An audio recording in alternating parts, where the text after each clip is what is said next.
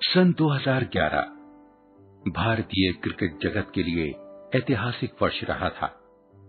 इस वर्ष भारत ने क्रिकेट विश्व कप जीतने का इतिहास दोहराया था, वह भी 28 वर्षों के लंबे अंतराल के बाद। इस जीत में पूरी भारतीय टीम ने एकजुट होकर प्रदर्शन किया था। इस जीत में एक ऐसा खिलाड़ी भी था जिसने अपने जुनून से उस विश्व कप की तस्वीर ही बदल दी थी। वे खिलाड़ी कोई और नहीं बल्कि युवराज सिंह थे। उन्हें उस विश्व कप में प्लेयर ऑफ द टूर्नामेंट चुना गया था। युवराज सिंह, यह नाम किसी पहचान का मोहताज नहीं। युवराज का कभी हार ना मानने वाला जुनून सिर्फ क्रिकेट की पिच पर ही नहीं दिखाई दिया, बल्कि जिंदगी की पिच पर भी उनके इसी हौसले ने उन्हें वीर बना दिया। एक समय ऐसा आया था जब वे सोचने लगे थे कि शायद फिर कभी बल्ला ना थाम पाएं, लेकिन अपनी मां को अपनी सबसे बड़ी ताकत मानने वाले युवराज ने कैंसर जैसी घातक बीमारी से जंग जीतकर एक बार फिर बेहतरीन शुरुआत की। अपनी आत्मकथा the test of my life from cricket to cancer and back में उन्होंने अपनी जिंदगी के कई पहलुओं से अवगत कराया है। इस पुस्तक के विमोचन के उपरांत अंग्रेजी समाचार पत्र हिंदुस्तान टाइम्स के एक पत्रकार द्वारा लिए गए साक्षात्कार में उन्होंने इन्हीं पहलुओं पर विस्तार से बातचीत की। यहां उनके साक्षात्कार के कुछ प्रमुख अंश प्रस्तुत हैं। युवराज जी, एक नए रूप में आपका स्वागत है। जी धन्यवाद। सबसे पहले तो आप यह बताइए कि आज आपकी जिंदगी में कितना परिवर्तन आया है। अब मैं ज्यादा निश्चिंत हो गया हूं। जब आप युवा होते हैं तो आपके अंदर अपने देश के लिए अच्छा खेलने की लालसा लगातार बनी रहती है और आप अच्छा प्रदर्शन ही करते हैं। कोई भी बाधा जैसे चोट लगना, आउट ऑफ फॉर्म रहना आपको निराश कर देता है, जिसके कारण आपको गुस्सा आता है, आप चिड़चिड़े हो जाते हैं। पर जब एक बार आप मृत्यु को इतने करीब से देखते हैं, तब आपको जीवन की असली कीमत समझ में आती है। आसान सी लगने वाली चीजें जैसे सांस लेना, खाने का आनंद लेना, जीवन की वे छोटी छोटी खुशियां जिन्हें हम यूं ही अन्यथा में ले लेते हैं, वे सब महत्वपूर्ण बन जाती हैं। आप कीमोथेरेपी के दौर से भी गुजरे थे, उससे जुड़े कुछ अनुभव बताना चाहेंगे? कीमोथेरेपी के कारण मेरे शरीर का पीड़ा सहना, सांस लेने की कोशिश में दम घुटने लगना, खाना पचा नहीं पाना आदि के कारण मैं मानसिक और शारीरिक रूप से टूट सकता था। लेकिन इन कष्टों का मैंने दृढ़ता से सामना किया।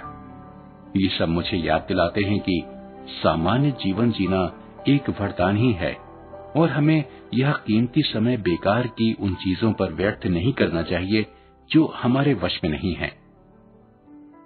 क्या आप यह कहना चाहेंगे कि यह आपका पुनर्जन्म है और अब आप एक बदले हुए इंसान हैं? निसंदेह आप ऐसा कह सकते हैं, पर मेरे लिए दोबारा जीवन जीना, सामान्य महसूस करना, अपने परिवार और दोस्तों के साथ रहना और सामान्य रूप से खुली हवा में सांस लेना, ये सब बहुत अच्छा एहसास है। मैंने अपना वजन बढ़ाना शुरू कर दिया है। मैं वे सब चीजें खाने लगा हूं जिन्हें मैंने सोचा था कि शायद फिर कभी ना खा पाऊंगा, पर अब मुझे परवाह नहीं। मैं फिर से अपनी जिंदगी जी रहा हूं और यही सबसे महत्वपूर्ण बात है। तो आपने जिंदगी को फिर से जीना शुरू कर दिया है? हाँ, आप ऐसा कह सकते हैं। अब मैं जिंदगी की और भी कद्र करने लगा हूँ। पहले मेरी जिंदगी अधिकाधिक रन बनाने की सोच में, देश के लिए खेलते रहने में और ये सोचते रहने में कि अगले मैच कैसे जीतें, इसी के आसपास घूमती रहती थी। और यही सब सोचते रहने में मुझे लगता है कि मैं शायद कहीं जीना भूल गया था। अब मैं और भी ज्यादा तंदुरुस्त, स्वस्थ और निश्चिंत इंसान बन गया हूँ। पर इसका अर्थ यह नहीं कि मेरी खेलने के प्रति भूख खत्म हो गई है। नहीं, वह कभी खत्म हो भी नहीं सकती। इस पुस्तक के बारे में कैसे विचार आया? सबसे पहले यह योजना थी कि उन बातों को कलमबद्ध किया जाए जो कुछ भी मेरे मित्रों ने मेरे बारे में कहा जब मैं बीमार था। फिर निशांत, जो मेरा मित्र और मैनेजर है, उसने कहा कि इस पुस्तक यानी आत्मकथा के माध्यम से मुझे संसार को अपनी कहानी बतानी चाहिए, जिससे हर कोई प्रेरणा ले सके। कई मरीजों ने मुझे बताया कि मुझे देखकर उन्हें भी हौसला हुआ है कि वे भी मेरी तरह स्वस्थ हो जाएंगे। उसके बाद फिर मैंने सोचा कि मुझे भी कैंसर के विरुद्ध अपनी इस लड़ाई के बारे में लिखना चाहिए। आपने कैंसर के विरुद्ध लड़ने के लिए एक संस्था भी बनाई है, वह कौन सी संस्था है? मेरी उस संस्था का नाम है यू वी कैन। अपनी संस्था के बारे में कुछ बताइए। कैंसर से जूझने और उससे उबर जाने के बाद मैंने सोचा कि कितने ही लोग इस पीड़ा का अनुभव करते होंगे। तब मैंने सोचा कि इस पर ध्यान देना चाहिए। यही विचार यूवी कैन के लिए प्रेरणा बना। जो भी धन इस पुस्तक के माध्यम से प्राप्त होगा, उसका उपयोग इस संस्था के लिए किया जाएगा। हम लोग देश भर के उन सभी चिकित्सालयों के साथ जुड़े हुए हैं जो इस बीमारी की जांच और निदान में जुटे हुए हैं।